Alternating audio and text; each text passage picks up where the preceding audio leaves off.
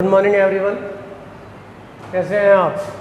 Last lecture में मैंने bad debts और बैड डेट्स रिकवर्ड ये दो आपको कराए थे, और उसके बाद बैड डेट्स और बैड डेट्स रिकवर्ड में मैंने आपको पार्टली पेमेंट यदि रिसीव हो जाता है, मैंने कहा था 50 पैसा इन ए रुपी, 40 पैसा इन ए रुपी, यदि इस तरह से रिसीव हो जाता है तो किस तरह से हम ट्रांजेक्शन्स करते हैं, ये भी मैंने आपको बताया था बेटा। अब मैं आपको इससे रिलेटेड 10 ट्रांजेक्शन्स दे रहा हूँ जो आपको प्रैक्टिस में करने रहेंगे, और उसके बाद इसमें डिस्काउंट से रिलेटेड भी होंगे और बैड डेट से रिलेटेड भी होंगे, और उसके बाद हम बैंकिंग ट्रांजेक्शन पढ़ेंगे। तो वो ट्रांजेक्शन कौन कौन से हैं मैं आपको दे रहा हूँ। पहला ट्रांजेक्शन है, ध्यान दीजिए,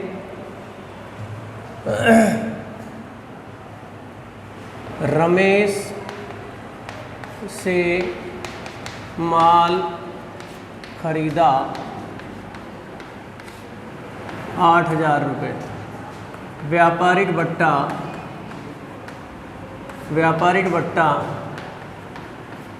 10%। Purchase goods from Ramesh ₹8,000 TD 10%।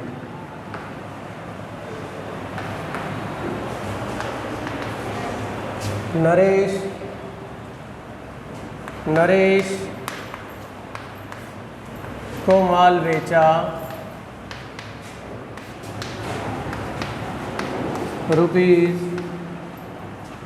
₹6,000। व्यापारिक बट्टा 5%।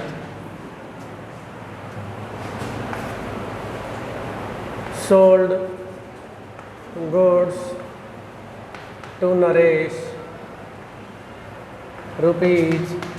₹6,000 TD 5%। Next third transaction, Shyam को 4,000 रुपये का माल उधार बेचा।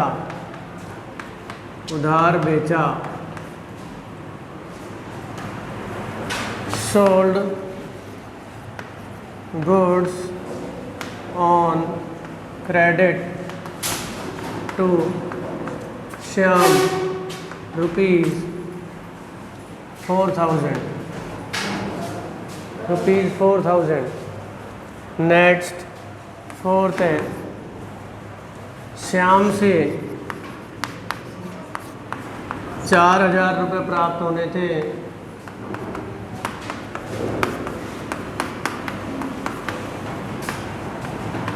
वह दिवालिया हो गया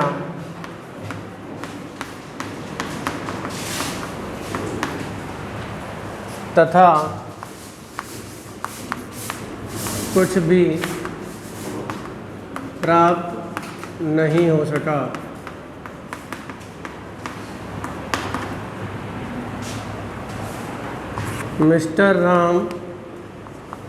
mister Shyam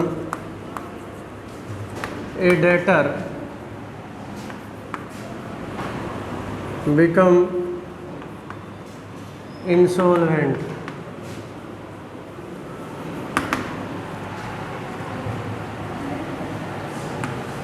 and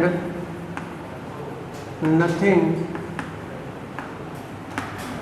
will be realized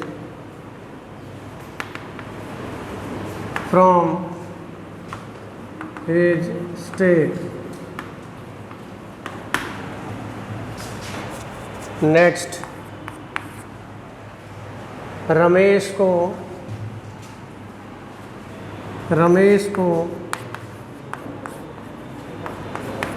पूर्ण भुगतान में चुकाए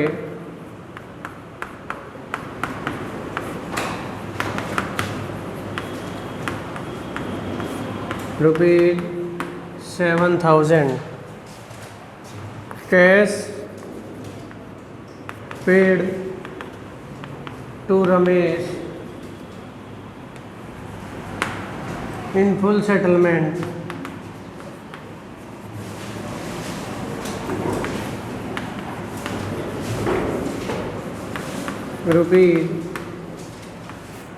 ₹7,000.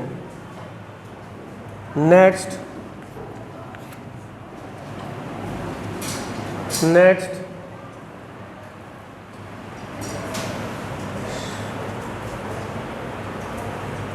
नरेश से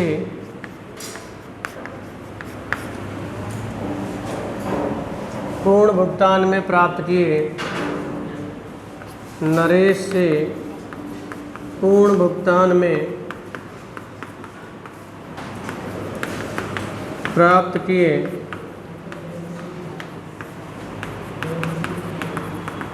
₹5500, ₹5500. Cash received from Naresh in full settlement ₹5,500. Next, 7th transaction है श्याम से ₹1,500 प्राप्त किए, जिन्हें पूर्व में डूबत ऋण मान लिया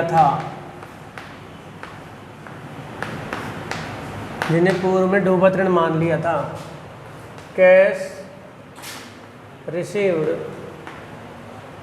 from Shyam ₹1,500 previously written off as bad debts.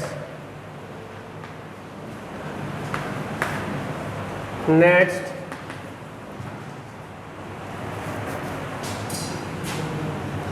Rakesh से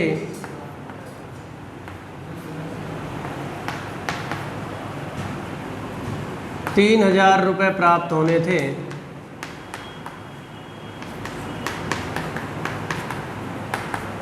वह दिवालिया हो गया,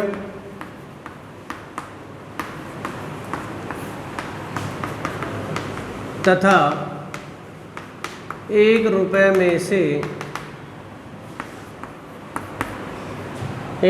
में से 30 पैसे ही प्राप्त हो सके। ₹1 में से 30 पैसे ही प्राप्त हो सके। कैश रिसीव मिस्टर राकेश ए डेटर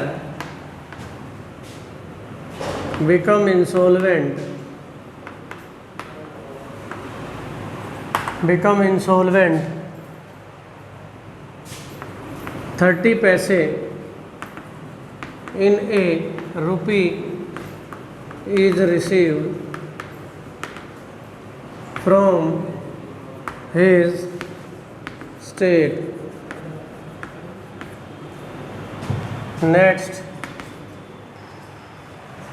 नेक्स्ट लिखेंगे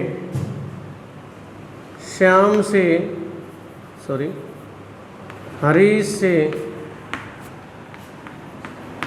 प्राप्त किए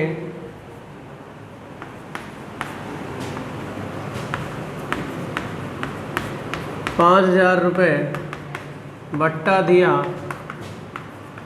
₹500। Cash received from Harish ₹5,000, discount allowed ₹500। Next, Mukesh को चुकाए ₹4,000, बट्टा प्राप्त किया 400 रुपये।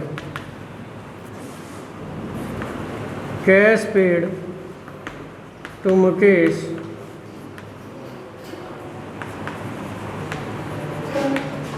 ₹4000, डिस्काउंट रिसीव्ड ₹400। तो इस तरह से ये 10 ट्रांजेक्शन्स हैं जो डिस्काउंट और बैड डेट्स पर बेस्ड है। इन ट्रांजेक्शन्स को आपको करना है और उसके बाद मुझे आप सेंड कर देंगे। कोई प्रॉब्लम है तो आप फ़ोन पर पूछ सकते हो, क्योंकि इसके बाद अब मैं बैड डेट्स और डिस्काउंट को दोबारा रिपीट नहीं करूँगा। इसी वीडियो में आप इसको बार बार देखें, समझें। कोई प्रॉब्लम है तो आप पूछ सकते हो। अब इसके बाद जो हमारे स्टार्ट हो रहे हैं, कुछ 1-2 बैंकिंग ट्रांजेक्शन मैं आज बता रहा हूँ, कुछ मैं आपको कल बताऊँगा। बैंक से संबंधित लेन देन, बैंकिंग ट्रांजेक्शन, क्योंकि जब बिजनेसमैन होता है, मैंने आपको बताया नंबर 1 में काम करने का मतलब क्या है, बैंक के माध्यम से लेन देन करना। बैंक के माध्यम से लेन देन करना, ये नंबर 1 ट्रांजैक्शन कहलाते हैं। Banking transactions, banking transactions, bank से संबंधित लेन देन, बैंक से संबंधित लेन देन, बैंक से संबंधित लेन देन, बैंकिंग ट्रांजैक्शन।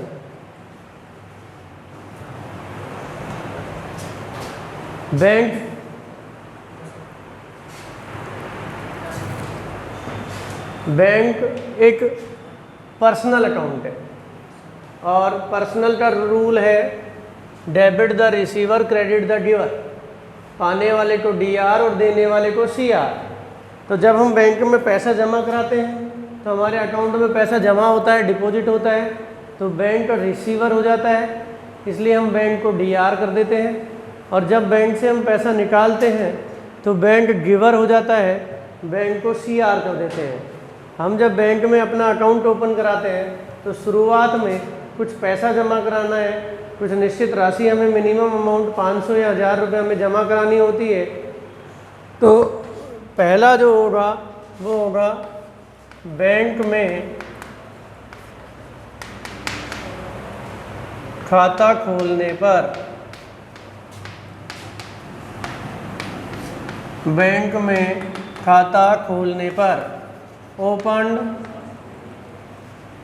ए बैंक अकाउंट, बैंक में खाता खोलने पर। जब हम बैंक में खाता खोलेंगे तो बैंक में हमें कुछ अमाउंट डिपॉजिट कराना पड़ता है।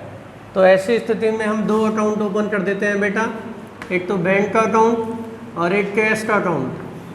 बैंक क्योंकि एक संस्था है इसलिए पर्सनल अकाउंट में आती है, पर्सनल अकाउंट में आएगी, और कैश एसेट है इसलिए रियल में आएगी। बैंक रिसीवर है, पाने वाला है, पाने वाले को DR करेंगे इसलिए बैंक DR हो जाएगा।